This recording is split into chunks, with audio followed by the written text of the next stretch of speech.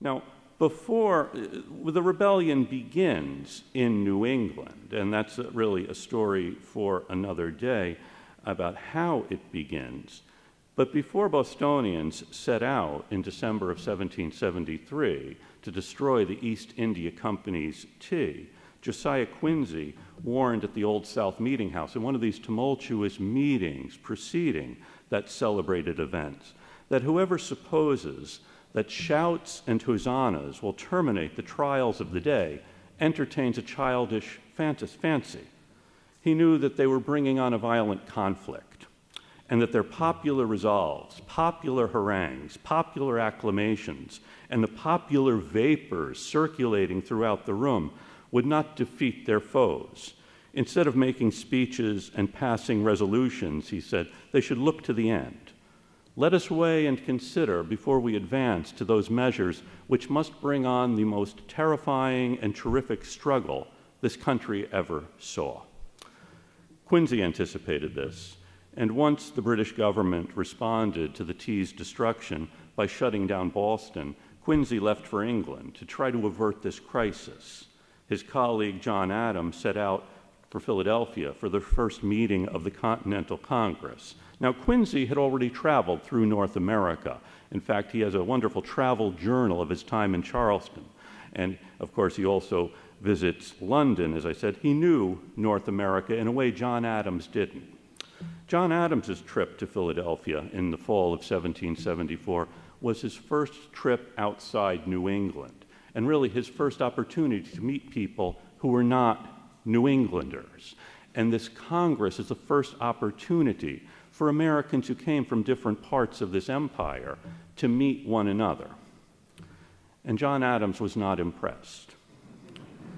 He said that New York's streets were vastly more regular and elegant than those in Boston, and the houses were more grand as well as neat. Almost all were of brick, and all were painted. But, he said, with all the opulence and splendor of this city, there is very little good breeding to be found. I have not seen one real gentleman, one well-bred man since I came to town. There is no conversation that is agreeable. There is no modesty, no attention to one another. They talk very loud, very fast, and all together. And if you ask a question, before you can utter 3 words of your answer, they break in upon you again, and they talk away. He also visited Princeton, and he found that the chorus of Princetonians who had been assembled by the Reverend Witherspoon to entertain them sing as badly as the Presbyterians of New York. Philadelphia's regularity and elegance were strikingly different from Boston. But Philadelphia, with all its trade, wealth, and regularity, is not Boston. The morals of our people are much better. Manners more polite and agreeable. They are purer English. Our language is better. Our persons are handsomer, our spirit is greater, our laws are wiser, our religion is superior, our education is better. We begin to see why, in many ways, these still are the hallmarks of the New England identity, that we are better than everyone else. And it may also suggest why the rest of the country doesn't always agree with our assessment of this. Instead, he concludes by saying, we exceed them in everything, but in a market and in charitable public foundations. Now, those are not small things. Now, New England's religion might be, according to Adams, superior, but Philadelphia actually had more variety, an astonishing variety of religious practices in Philadelphia.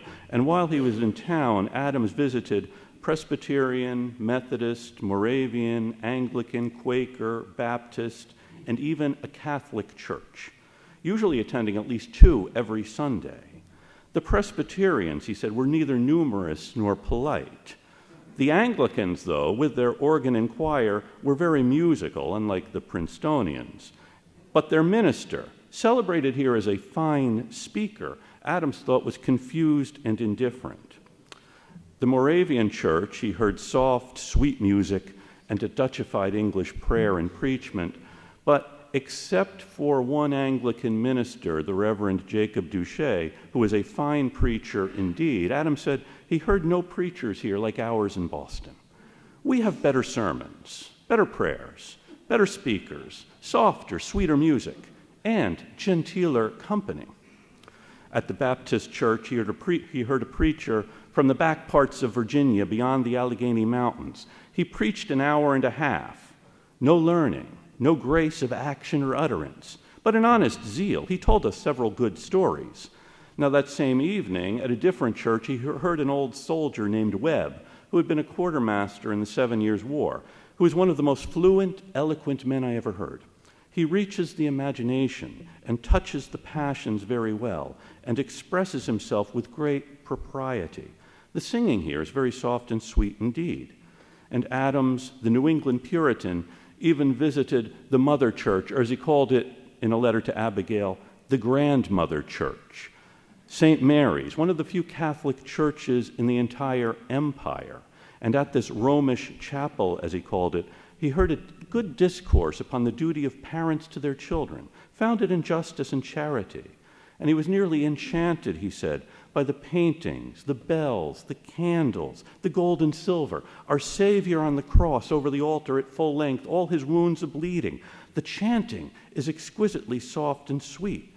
And he said, here where there is everything which can lay hold of the eye, the ear, and the imagination, everything which can charm and bewitch the simple and ignorant, I wonder how Luther ever broke the spell.